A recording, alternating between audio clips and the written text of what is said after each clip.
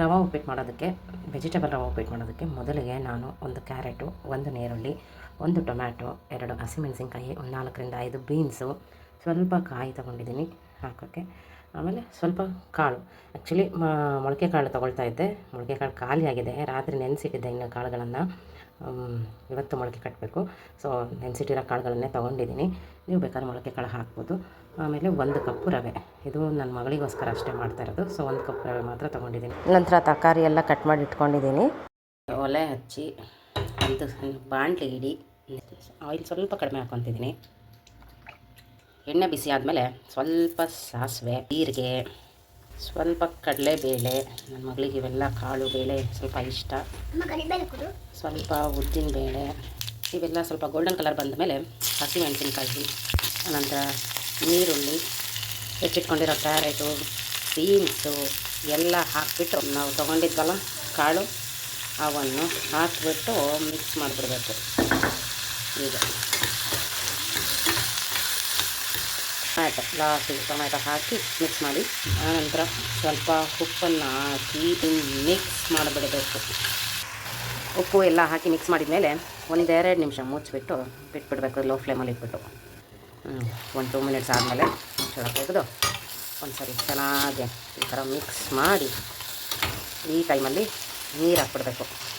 ಇವಾಗ ನೀರು ಹಾಕೋಣ. ಅಂದರೆ ಕಾಳನ್ನು ಬೇಯಿಸಿದ ನೀರು ಅದನ್ನೇ ಹಾಕ್ತಾಯಿದ್ದೀನಿ ಇವಳಿಗೆ ಉಪ್ಪಿಟ್ಟು ಮಾಡೋದಕ್ಕೆ. ಮುಚ್ಚಳ ಮುಚ್ಚಿಬಿಟ್ಟು ನೀರು ಕುದಿಯೋದಕ್ಕೆ, ಹಾಗೆ ಅದರಲ್ಲಿ ತರಕಾರಿ ಕಾಳು ಬೇಯೋದಕ್ಕೆ ಬಿಟ್ಬಿಡಬೇಕು. ಬನ್ನಿ, ಇದು ಬೇಯೋದ್ರೊಳಗೆ ನಾವು ರವೆಯನ್ನು ಹುರ್ಕೊಂಬಿಡೋಣ. ರವೆ ಹಾಕಬೇಕು. ರವೆನ ಯಾವಾಗಲೂ ಸಣ್ಣ ಉರಿಯಲ್ಲಿ ಅಂದರೆ ಲೋ ಫ್ಲೇಮಲ್ಲಿ ಇಟ್ಕೊಂಡೇ ಉರಿಬೇಕು. ಸ್ವಲ್ಪ ಎಣ್ಣೆ ಹಾಕಬೇಕು. ನಾನು ಮೀಡಿಯಮ್ ರವೆ ತೊಗೊಂಡಿದ್ದೀನಿ. ಇದಕ್ಕೆ ಬನ್ಸಿ ರವೆ ಅಂತಲೇ ಕೇಳಿದರು, ಸಿಗುತ್ತೆ ಶಾಪಲ್ಲಿ. ಇದು ಗೋಧಿ ರವೆ. ಎಸ್, ನಾವು ರವೆ ಹುರಿದಿದ್ದಾಗಿದೆ ನೋಡಿ. ಎಣ್ಣೆಯಲ್ಲಿ ಸೇರ್ಕೊಂಡಾಗ ರವೆ ಮುದ್ದೆ ಟೈಪ್ ಇತ್ತು. ಈಗ ಹುರಿದಾದ್ಮೇಲೆ ನೋಡಿ ಹಿಂಗೆ ನನಗೆ ಉದುರ್ತಾ ಇದೆ.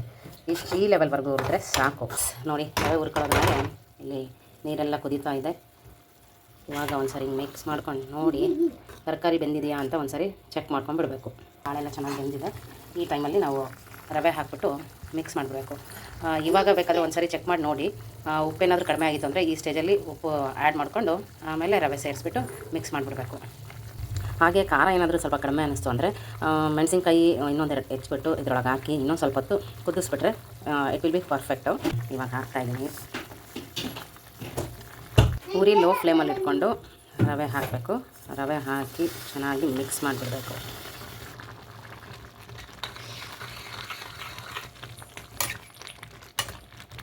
ಈ ಸ್ಟೇಜಲ್ಲಿ ತೆಂಗಿನಕಾಯಿ ತುರಿ ಹಾಕಿ ಮಿಕ್ಸ್ ಮಾಡಬೇಕು. ನಾನಿಲ್ಲಿ ಆ್ಯಕ್ಚುಲಿ ಸ್ವಲ್ಪ ಸ್ಮೂತಾಗಿ ಆಗಲಿ ರವೆ ಉಪ್ಪಿಟ್ಟು ಅಂತ ಹೇಳಿ ಒಂದು 5ರಿಂದ 6 ಕಪ್ಪಷ್ಟು ನೀರು ಹಾಕಿದ್ದೆ. ಯಾವಾಗಲೂ ಅಷ್ಟೇ 1 ಕಪ್ಪು ರವೆಗೆ ಒಂದು 4 ಕಪ್ಪಷ್ಟು ನೀರು ಹಾಕಿದರೆ, ಅಥವಾ 3ರಿಂದ 4 ಕಪ್ಪಷ್ಟು ನೀರು ಹಾಕಿದರೆ ಚೆನ್ನಾಗಿ ಸ್ಮೂತಾಗಿ ಆಗುತ್ತೆ ಉಪ್ಪಿಟ್ಟು. ಕೊನೆಯದಾಗಿ ಕೊತ್ತಂಬರಿ ಹಾಕಿ ಮಿಕ್ಸ್ ಮಾಡಬೇಕು. ನೋಡಿ, ಏನೇ ಕಡಿಮೆ ಮಾಡೋಣ ಅಂತ ಹೋದ್ರೂ ಸ್ವಲ್ಪನಾದರೂ ಜಾಸ್ತಿ ಆಗೇ ಆಗುತ್ತೆ. ಈಗ ನಾನು ತೋರಿಸಿರೋ ಪ್ರಮಾಣದಲ್ಲಿ ಒಬ್ಬರು ಆರಾಮಾಗಿ ಉಪ್ಪಿಟ್ಟು ತಿನ್ಬೋದು ಹೊಟ್ಟೆ ತುಂಬ. ಇಲ್ಲ ಡಯಟ್ ಕಾನ್ಷಿಯಸ್ಸಲ್ಲಿರೋರು ಇಬ್ಬರು ತಿನ್ನಬಹುದು, ಅಷ್ಟು ಮಾಡಿದ್ದೀನಿ. ರವೆ ಹಾಕಿ ಮಿಕ್ಸ್ ಮಾಡಿದಾಗಿಂದ ಇಲ್ಲಿವರೆಗೂ ನಾನು ಲೋ ಫ್ಲೇಮಲ್ಲಿ ಇಟ್ಕೊಂಡೇ ಮಾಡಿದ್ದೀನಿ. ಲೋ ಫ್ಲೇಮಲ್ಲಿ ಇಟ್ಕೊಂಡು ಮಾಡೋದ್ರಿಂದ ಚೆನ್ನಾಗಾಗುತ್ತೆ ಉಪ್ಪಿಟ್ಟು. ಕೆಳಗೆಲ್ಲ ಸಿಯೋದಂಗೆಲ್ಲ ಆಗಲ್ಲ.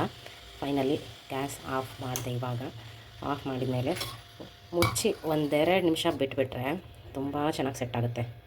ಇವಾಗ ಬಿಸಿ ಬಿಸಿ ಯಮ್ಮಿ ಆ್ಯಂಡ್ ಟೇಸ್ಟಿ ತರಕಾರಿಯ ಮತ್ತು ಕಾಳಿನ ರವೆ ಉಪ್ಪಿಟ್ಟನ್ನು ಸರ್ವ್ ಮಾಡ್ತಾಯಿದ್ದೀನಿ ನನ್ನ ಮಗಳಿಗೆ. ಚೆನ್ನಾಗಾಗಿದೆ, ಸ್ಮೂತಾಗಿ ಅವಳು ತಿನ್ನೋದಕ್ಕೆ ಸರಿಯಾಗಿದೆ. ಇದಕ್ಕೆ ಸ್ವಲ್ಪ ಉಪ್ಪಿಟ್ಟಿನ ಜೊತೆಗೆ ಸ್ವಲ್ಪ ತುಪ್ಪ ಹಾಕ್ಕೊಂಡು ಕಲಿಸ್ಕೊಂಡು ತಿಂತಾಯಿದ್ರೆ ಮಜಾನೇ ಬೇರೆ. ನನ್ನ ಮಗಳಿಗಂತೂ ತುಂಬ ಅಂದರೆ ತುಂಬ ಇಷ್ಟ. ಉಪ್ಪಿಟ್ಟಿಗೆ ಯಾವುದಕ್ಕೆ ಆಗಲಿ, ಅನ್ನ ಸಾಂಬಾರು ಅದಕ್ಕೂ ಅಷ್ಟೇ ತುಪ್ಪ ಹಾಕ್ಬಿಟ್ಟು ಚೆನ್ನಾಗಿ ಮಿಕ್ಸ್ ಮಾಡಿ ತಿನ್ನಿಸಿದ್ರೆ ತಿಂತಾಳೆ. ಇದು ಇವತ್ತಿನ ತರಕಾರಿ ಉಪ್ಪಿಟ್ಟಿನ ರೆಸಿಪಿ ಆಗಿತ್ತು. ನಿಮಗೆ ಈ ಒಂದು ವಿಡಿಯೋ ಇಷ್ಟ ಆಗಿದ್ದರೆ ದಯವಿಟ್ಟು ಲೈಕ್ ಮಾಡಿ, ಶೇರ್ ಮಾಡಿ, ಕಮೆಂಟಲ್ಲಿ ತಿಳಿಸಿ ಹೇಗಿತ್ತು ವಿಡಿಯೋ ಅಂತ. ಆಮೇಲೆ ಬೇರೆ ಏನಾದರೂ ರೆಸಿಪಿಗಳು ಬೇಕು ಅಂತಂದರೆ ನನಗೆ ಕಮೆಂಟ್ ಸೆಕ್ಷನಲ್ಲಿ ತಿಳಿಸಿ. ಅದ್ರ ಬಗ್ಗೆನೂ ನಾನು ವಿಡಿಯೋ ಮಾಡಿ ಹಾಕ್ತೀನಿ. ನಮ್ಮ ಒಂದು ಯೂಟ್ಯೂಬ್ ಚಾನಲನ್ನು ವಿಸಿಟ್ ಮಾಡಿ, ಅಲ್ಲಿ ತುಂಬ ವೀಡಿಯೋಸನ್ನು ನಾನು ಅಪ್ಲೋಡ್ ಮಾಡಿದ್ದೀನಿ. ಅದರಲ್ಲಿ ಸಪ್ರೇಟ್ ಪ್ಲೇ ಲಿಸ್ಟ್ಗಳು ಕೂಡ ಇದ್ದಾವೆ, ನೀವು ಚೆಕ್ ಮಾಡ್ಬೋದು. ಹೋಗಿ ನಮ್ಮ ಚಾನಲನ್ನು ಸಬ್ಸ್ಕ್ರೈಬ್ ಮಾಡಿ ಅಂದರೆ ಸಬ್ಸ್ಕ್ರೈಬ್ ಮಾಡ್ಕೊಂಡಿಲ್ಲ ಅಂದರೆ ಸಬ್ಸ್ಕ್ರೈಬ್ ಮಾಡಿ, ನಿಮ್ಮ ಫ್ರೆಂಡ್ಸು ಫ್ಯಾಮಿಲಿ ಅವ್ರ ಹತ್ರನೂ ಅಷ್ಟೇ ಸಬ್ಸ್ಕ್ರೈಬ್ ಮಾಡಿಸ್ರಿ. Thank you everyone.